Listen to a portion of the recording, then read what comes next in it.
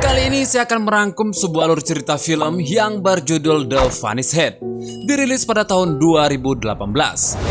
Film ini menceritakan tentang pembalasan dendam yang teramat sangat jenius, di mana kita yang menontonnya dibuat kesulitan untuk menebak siapakah pelaku di balik aksi balas dendam tersebut. Baiklah, tanpa berlama-lama lagi, langsung saja kita ke alur ceritanya.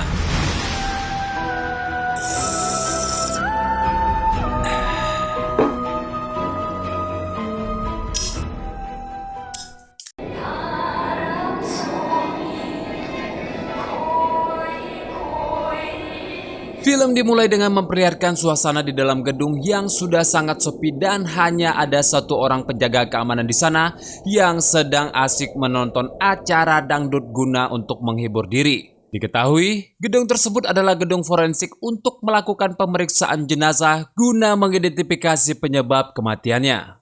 Penjaga keamanan yang hanya seorang diri tersebut tiba-tiba saja mendengar suara pintu dibuka. Dan tiba-tiba saja terjadi pemadaman listrik di sana. Penasaran akan hal itu, si penjaga keamanan mencoba memeriksa satu persatu ruangan di sana dan betapa kagetnya dia ketika memeriksa kamar jenazah yang mana ia melihat salah satu jenazah telah menghilang dari sana. Penjaga yang kebingungan ini pun mencoba mencari dan memeriksa ruangan yang lain, namun sialnya senter yang ia bawa tiba-tiba mati begitu saja. Dan di saat itu pula, ia mendengar suara langkah kaki yang ketika ia ikuti, ia pun dibuat terkejut melihat seorang wanita tergeletak tepat di hadapannya. Di mana saat ia mencoba memperhatikannya lebih jelas, wanita itu tiba-tiba menghilang bagaikan ditelan bumi.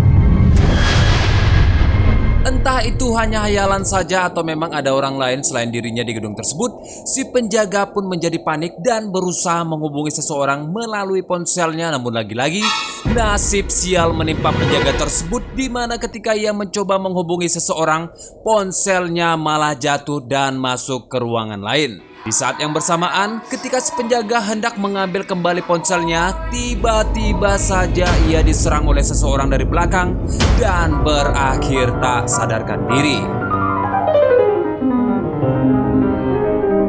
Di tempat lain, terlihat seorang pemuda bernama Park Ji-han. Kita panggil saja Ji-han. Ia tengah meneteskan obat tetes mata agar terlihat bahwa dirinya habis menangis di depan keluarga sang istri. Diketahui bahwa pada hari itu istrinya yang bernama Sul-hee telah meninggal dunia dan jenazah Sul-hee inilah yang kita lihat hilang di gedung forensik. 다른 거 신경 쓰지 말고 좀 쉬어요, 형부. Tak berselang lama, ketika keluarga sang istri meninggalkan Ji-han sendirian di rumahnya, ia kemudian bergegas memacu laju mobilnya untuk menuju ke suatu tempat yang mana itu adalah apartemen seorang wanita bernama Hyujin. Sesampainya Ji-han di sana dan bertemu dengan Hyujin, Ji-han pun langsung mencium bibir Hyujin dengan sepenuh hasrat. 오케이, 보고 수준이 여기까지. 제가 정리했는데요. Thank you. Kembali ke gedung forensik yang mana di sana sudah terdapat 3 orang polisi yang tengah menyelidiki kasus hilangnya jasad Sul-hee. Tak berselang lama, kapten mereka pun datang dengan keadaan setengah mabuk. Sang kapten bernama Jung-sik. Singkat cerita, Jung-sik pun mendatangi penjaga keamanan yang tengah terluka akibat terkena serangan sebelumnya. Di sana bawahan Jung-sik menjelaskan bahwa si penjaga tak mengingat apapun saat ia pingsan dan juga berkata bahwa ia seperti melihat hantu. Kesaksian si penjaga terdengar konyol bagi Jung-sik. Terlebih lagi, mereka belum bisa mengecek rekaman CCTV karena pintu ruang kontrol terkunci dan tak bisa dimasuki karena listriknya mati. Setibanya mereka di ruang mayat, salah seorang bawahan Jung-sik menjelaskan bahwa Sul-hee yaitu jasad yang hilang adalah seorang presiden dan direktur dari perusahaan Baron Farmasi yang mana itu adalah salah satu perusahaan besar dan juga Sul-hee memiliki seorang suami bernama Park Ji-han yang juga terlibat dalam perusahaan tersebut. Penyebab kematian Sul-hee diperkirakan adalah serangan jantung. Jung-sik yang kian penasaran akan kasus tersebut meminta bawahannya untuk memanggil Ji-han ke sana guna untuk memastikan kecurigaan yang ada di dalam pikirannya. Di sisi lain, Jihan yang mendapatkan kabar dari polisi pun dibuat terkejut ketika mendengar jasad Sulhe telah hilang dan akan segera pergi ke sana. Akan tetapi, Jihan akan tetap pergi dan mencoba menenangkan Hyojin. Saat di perjalanannya itulah, Jihan menyadari bahwa di kaca mobilnya tertempel surat tilang yang mana kemudian ia langsung berhenti dan mencopotnya. Tak hanya itu saja, di saat perjalanan itu pula, Jihan sempat mengingat kejadian di mana ia tengah memasukkan sebuah cairan ke dalam wine dan memberikannya kepada Sulhe.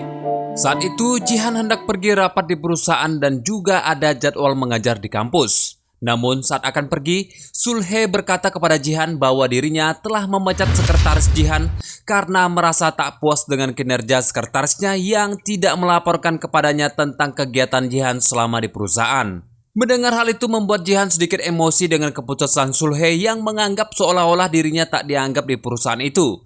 Namun dirinya hanya bisa terdiam ketika Sulhe berkata karena perusahaan itu adalah miliknya, jadi dia bisa berbuat semaunya tanpa harus mendengar keputusan dari siapapun. Dari sinilah kita semua dapat mengetahui bahwa dari hubungan mereka, Sulhe lah yang sangat mendominasi. Dan sebelum Jihan berangkat, ia sekali lagi meminta Sulhe untuk menghabiskan wine yang sebelumnya ia berikan kepada Sulhe sambil memandang tegang ke arah Sulhe yang tengah menegak wine tersebut.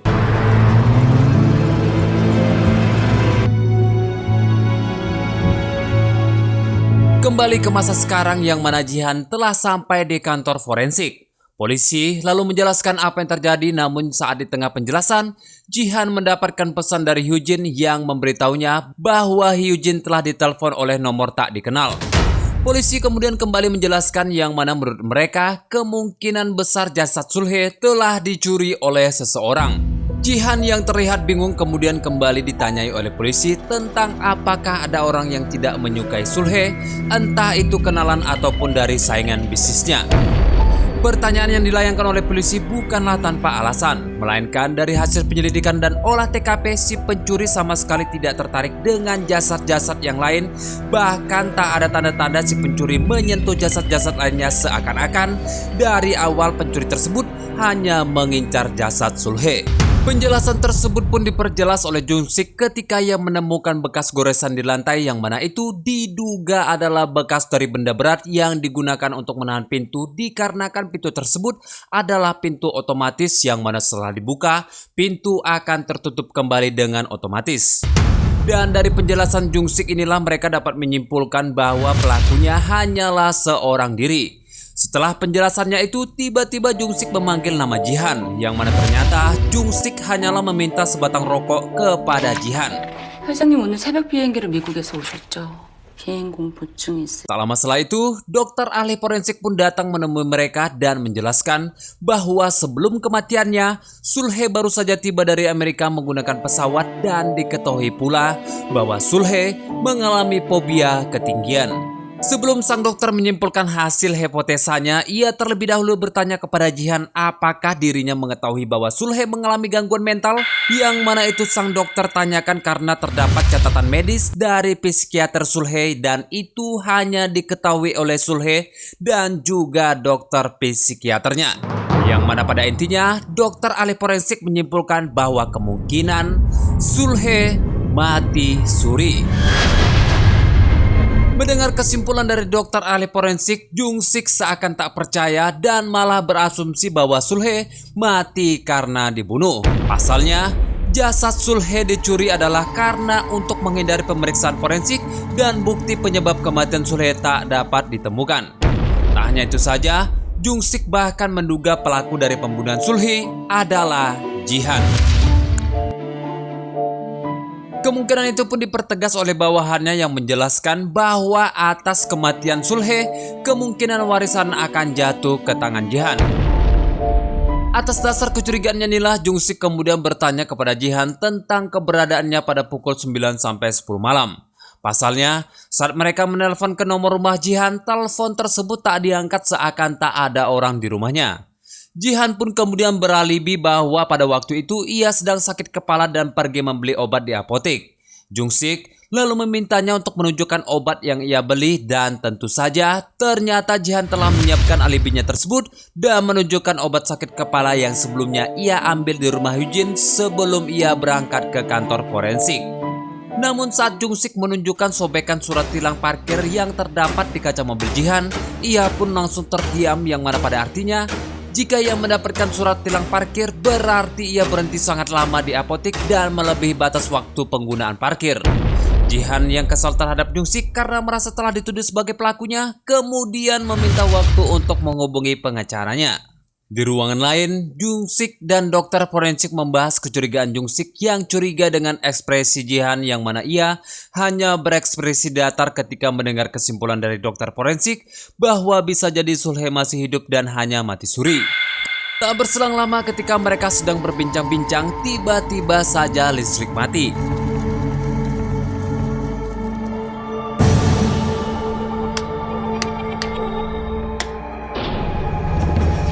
Jihan yang ditinggal seorang diri di ruangan itu jadi kebingungan, dan saat ia menoleh ke arah kamar jenazah, tiba-tiba saja pintu loker tempat sebelumnya jasad Sul-hee berada terbuka dengan sendirinya. Penasaran akan hal itu, Jihan pun mendatangi loker itu, yang mana di dalamnya terdapat sebuah kotak, dan ketika Jihan membuka kotak itu, betapa terkejutnya ia ketika melihat isi di dalam kotak, yang mana itu adalah botol obat TH16, dan obat itu ternyata adalah hasil penelitian Jihan, yang mana dijelaskan ketika obat itu dicampur ke dalam air minum, maka orang yang meminumnya akan lumpuh dan kehilangan kesadaran, lalu akhirnya mati setelah 8 jam. Bahkan yang lebih hebatnya lagi, tak akan ada ditemukan jejak sama sekali di jasad korban. Saat listrik telah menyala dan terdengar suara orang membuka pintu, Jihan dengan cepat mengambil obat tersebut dan menyembunyikannya di saku celananya. Namun, itu sempat terlihat oleh Jung-sik, yang mana Jung-sik kemudian menanyakan tentang Jihan yang berada di ruangan tersebut. Salah seorang bawahan Jung-sik yang memeriksa barang-barang milik Sul-hee berkata bahwa ponsel milik Sul-hee menghilang. Dengan tegas Jung-sik memeriksa saku celana Jihan dan didapatkanlah obat TH16, yang mana itu membuat Jihan panik. 난 모른다고! 그러니까 우리도 모르니까 알 때까지 계셔야지! 그게 아니라 잘 모르겠네요. 그 성분검사 가능해요? Di saat suasana tengah memanas, tiba-tiba saja ponsel Jung-sik berdering, yang mana itu adalah panggilan telepon dari atasannya yang meminta Jung-sik untuk membebaskan Jihan dari pemeriksaan dan menghentikan penyelidikan. Akan tetapi, Jung-sik enggan mengikuti perintah atasannya dan meminta Jihan untuk tetap tinggal di sana sampai penyelidikan berakhir. 이런 일로 전화드려서 죄송합니다. 조만간 식사 한번 하시죠. 중앙통제실에는 지하층이랑 위에랑 왁구가 달라. 야, 보이지? Di ruangan lain, Jung-sik meminta kepada dua bawahannya untuk memeriksa tempat yang telah ia tandai di denah, karena ia yakin di tempat tersebut ada saluran penghubung yang dijadikan tempat masuk oleh si pencuri jasad. Sedangkan bawahannya yang satu lagi diminta untuk menemui pengacara Sul-hee dan menanyakan tentang harta warisan Sul-hee. Kedua polisi yang ditugaskan untuk memeriksa saluran penghubung berhasil menemukan saluran yang dimaksud, dan setelah masuk ke saluran itu, ternyata saluran itu terhubung dengan ruang kontrol. Jung-sik pun kemudian tiba di ruang kontrol, yang mana setelah ia selidiki dan bertanya pada petugas perbaikan, ia mendapatkan fakta bahwa ada seseorang yang dengan sengaja merusak saklar listrik hingga menyebabkan aliran listrik padam, dan juga CCTV rusak karena terjadi konsleting. Namun, terdapat satu CCTV yang masih aktif dikarenakan aliran CCTV tersebut terhubung langsung ke kantor pemerintahan. Sementara itu, Jihan yang tengah diawasi oleh seorang polisi meminta izin untuk pergi ke toilet, dan di toilet itulah kemudian ia menelpon Hyujin dan meminta Hyujin agar tidak menghubunginya karena ia takut nantinya Hyujin terlibat dalam kasus tersebut. Jihan juga memberitahukan kepada Hyujin bahwa jasad Sul-hee hilang, yang mana kemungkinan besar telah dicuri oleh seseorang. Bahkan yang lebih anehnya, ia menemukan obat TH16 di mana yang mengetahui obat itu hanyalah Jihan dan juga Hyujin. Terlebih lagi, obat tersebut telah mereka musnahkan sebelumnya.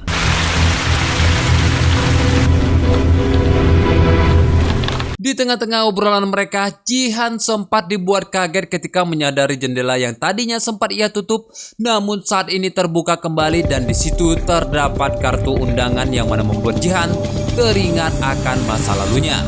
Di mana waktu itu ia bertemu dengan Hyujin yang baru saja melakukan pemeriksaan karena terlibat kecelakaan. Padahal saat itu Hyujin sedang mengandung anak dari Jihan. Dan di saat itu pula ia menyadari ada mobil berwarna hitam yang seakan-akan mengamati mereka. Lalu ketika Jihan pulang ke rumah ia mendapati Sulhe yang sedang berlatih yoga serta ia mendapati undangan yang sama dengan undangan yang ia temukan saat ini. 뭔가 아는 놈이 있어. 우리에 대해서 아는. Mengingat hal itu, Jihan pun dibuat ketakutan dan berkata kepada Hyujin bahwa kemungkinan ada orang yang mengetahui hubungan mereka berdua. 우리 말고는 아무도 안 지켰어요.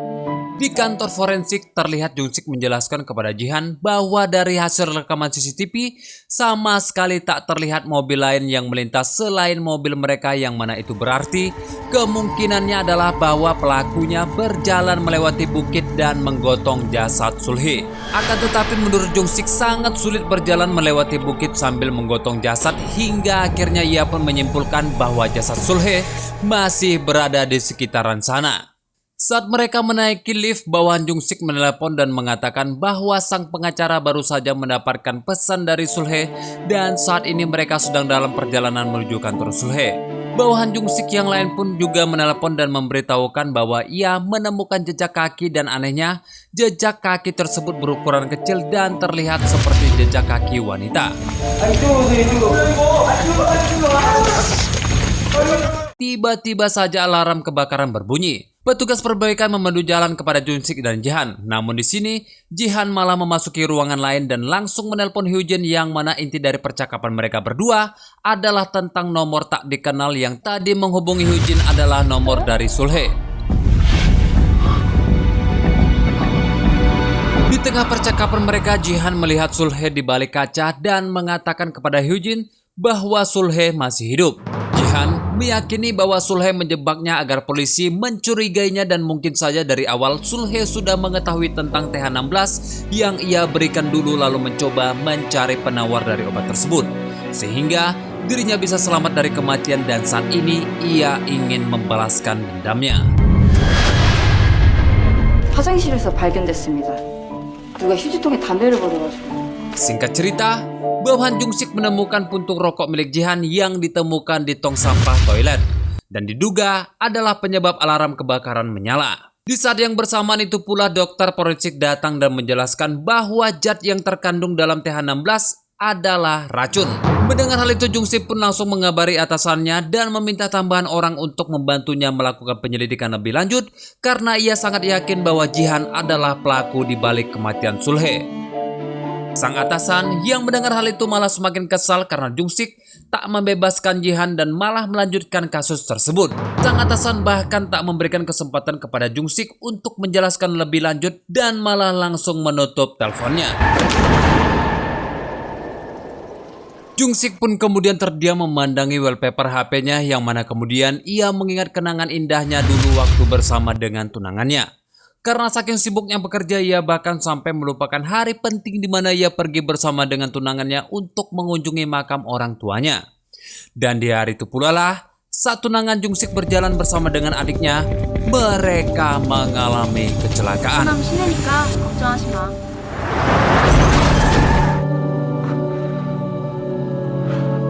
Di ruang lain terlihat Jihan seorang diri sedang duduk dan tiba-tiba saja ia mendengar suara jendela terbuka. Namun betapa terkejutnya ia ketika melihat segelas wine yang terdapat di pinggir jendela tersebut.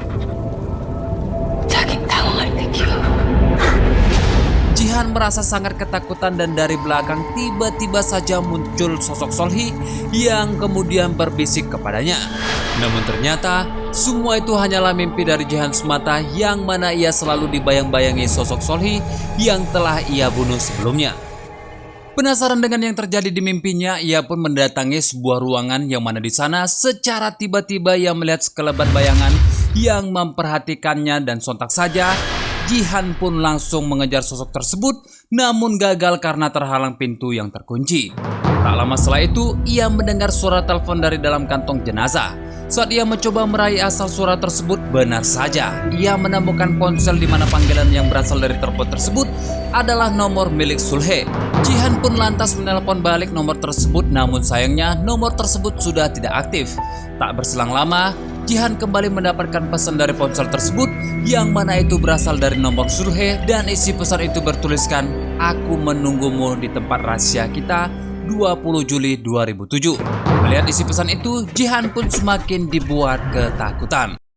Kembali kepada Jung-sik yang mana saat ini ia tengah menyambut kedatangan atasannya di sana. Terlihat atasannya memarahi Jung-sik karena telah membuat keadaan semakin rumit, apalagi Jung-sik menargetkan Jihan menjadi tersangka atas pembunuhan Sulhe. Namun di sini, Jung-sik berusaha meyakinkan atasannya dan dengan ditunjukkannya bukti yang telah dibawa oleh bawahannya Jung-sik, sang atasan pun dengan sangat terpaksa bersedia membantu Jung-sik dan mempersilahkan Jung-sik untuk menginterogasi Jihan. Dengan ditunjukkannya surat perjanjian pernikahan di mana jika ada pihak yang ketahuan selingkuh, maka pihak tersebut tak akan mendapatkan warisan. 지금 잘해서 그 자리에 있는 줄 아니? 응? 내가 일보다 중요한 게 뭐라고 했지? 자긴 날 떠날 수 없다는 거 알지? Jihan pun akhirnya pasrah dan mau untuk diinterogasi oleh Jung-sik. Dan fakta lain di dalam berkas tersebut benar-benar membuat Jihan sama sekali tak berkutik, yang mana selama ini semua tindakan Jihan sudah diawasi oleh detektif yang disewa oleh Sulhe. Bahkan terdapat bukti dan juga rekaman suara. Yang mana itu semua sudah jelas bahwa Jihan adalah dalang dibalik kematian Sulhe.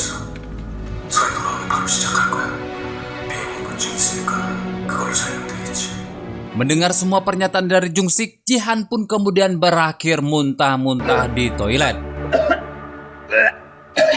Tak berselang lama setelah itu, Jihan mendapatkan pesan yang berisikan semua foto-foto perselingkuhannya dengan Hyujin, yang mana itu membuat Jihan semakin panik dan ketakutan setengah mati setelah melihat foto terakhir, yang mana foto itu adalah foto yang diambil ketika ia sedang bercipokan dengan Hyujin sebelum ia mendatangi kantor forensik. Jihan pun langsung menghubungi Hyujin dan memberitahukan bahwa apartemen mereka sedang diawasi, yang mana ketika Hyujin melihat pintu balkon terbuka, ia pun langsung berlari dan mencoba pergi dari apartemen, namun ternyata pintu depannya telah diblokir dan telepon pun terjatuh.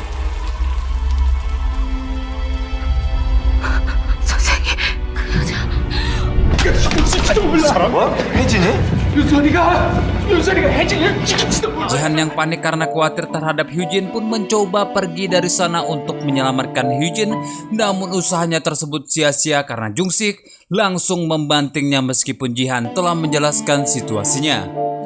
Singkat cerita, Jihan pun kembali diinterogasi oleh Jung-sik dan juga Jung-sik telah mengirimkan petugas untuk mengecek apartemen Hyujin. Di sini Jihan pun menceritakan hubungannya dengan Hyujin, yang mana Hyujin adalah salah satu muridnya di kampus yang memiliki rasa keingintahuan yang tinggi. Karena setiap hari bertemu, bibit-bibit cinta pun tumbuh di antara mereka berdua, yang mana Jihan merasa Hyujin mencintainya dengan tulus. Sedangkan Sulhe yang adalah istrinya hanya bisa membuat Jihan tertekan karena harus tunduk dan patuh dengan Sulhe yang lebih berkuasa dalam hubungan mereka. Di tengah cerita dari Jihan itu, Jung-sik mendapat panggilan dari polisi yang diutusnya untuk mengecek apartemen Hyujin, yang mana polisi itu mengabarkan di apartemen Hyujin tidak ada orang sama sekali, bahkan tempat tersebut terlihat seperti tidak pernah ditinggali. Mendengar kabar itu, Jung-sik pun langsung bertanya kepada Jihan, apakah kau yang membunuh Sulhe? Serta Jung-sik pun berasumsi bahwa Jihanlah yang mencuri jasad Sulhe agar tidak diotopsi dan membuat bukti Sulhe mati karena keracunan hilang begitu saja. Namun di sini Jihan malah berkata ia tidak membunuh Sulhe dan ia malah berasumsi bahwa Sulhe hanya berpura-pura mati dan menjebaknya agar seolah-olah dirinya lah pelaku di balik itu semua.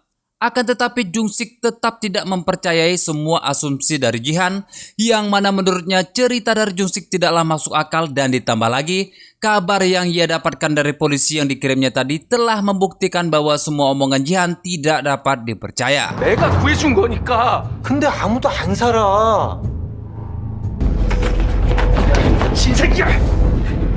사장님께서 찾으시는데. Hingga pada akhirnya atasan Jung-sik pun memanggil Jung-sik karena pengacara yang dipanggil Jihan sudah berkumpul di sana, dan akhirnya sang atasan meminta Jung-sik untuk melepaskan Jihan dan menghentikan penyelidikan. Jihan pun akhirnya dibebaskan dan pergi dari sana, namun Jung-sik yang tak mau Jihan dibebaskan begitu saja, ia pun mengikuti Jihan dan berhasil melacak keberadaan Jihan melalui alat pelacak yang entah kapan ia pasang kepada Jihan. Terlihat Jihan yang tiba di sebuah rumah dan diketahui bahwa rumah tersebut adalah tempat rahasia yang hanya diketahui oleh Jihan dan Sulhe. Ia pun memasuki rumah tersebut dan mencari sosok keberadaan Sulhe di sana, akan tetapi ia tidak menemukan siapapun di rumah itu. Jihan pun kembali mencari di sekitaran rumah, yang mana pada saat ia berada di dalam hutan, tiba-tiba saja terlihat cahaya senter yang ternyata orang yang menyenterinya itu adalah Jung-sik. 내가 옛날에 결혼할 여자가 있었거든. 송지영. Dan di sini terungkaplah sebuah fakta yang sebenar-benarnya, bahwa ternyata pada tanggal 20 Juli tahun 2007, tunangan Jung-sik dan juga adiknya sedang dalam perjalanan pulang tertabrak mobil. 걱정하지 마. Dan dari tabrakan itu, adik tunangan Jung-sik terpental ke jurang, sedangkan tunangan Jung-sik tewas. Namun yang ditemukan hanyalah si adik yang langsung dibawa ke rumah sakit dan berhasil diselamatkan. Satu-satunya saksi mata hanyalah si adik, namun ia malah kehilangan ingatannya. Sekian tahun berlalu, sang adik yang ternyata adalah Hyujin kemudian bertemu kembali dengan Jung-sik dan menunjukkan sebuah logo, yang mana itu adalah logo perusahaan farmasi milik Sulhe dan Jihan. Yang mana artinya mereka berdua lah pelaku tabrak lari hingga menewaskan tunangan Jung-sik yang sampai saat ini jasadnya belum ditemukan.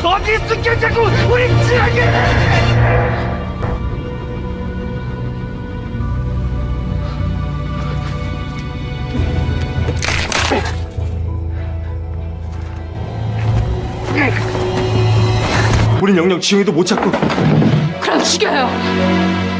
Dan ini semua adalah rencana Hyujin dan Jung-sik untuk membalaskan dendam mereka.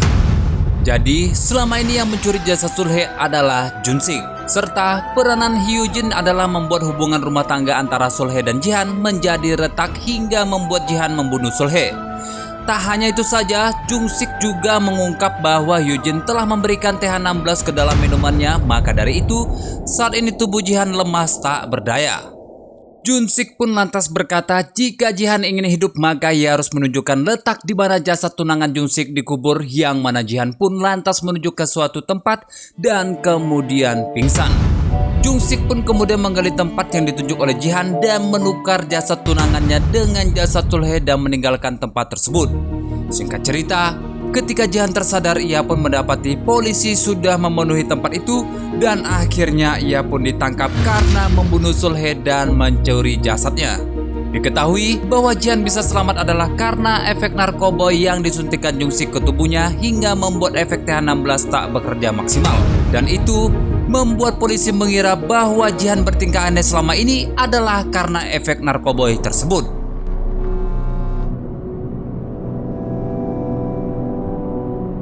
Sementara itu terlihat Jung-sik yang menjemput Hyujin dan mereka menuju ke suatu tempat yang jauh dari keramaian kota. Dan di sanalah ketika Hyujin memandangi jasad sang kakak, ia pun tak dapat lagi membendung air matanya. Tamat ending yang sangat memplot twist kan.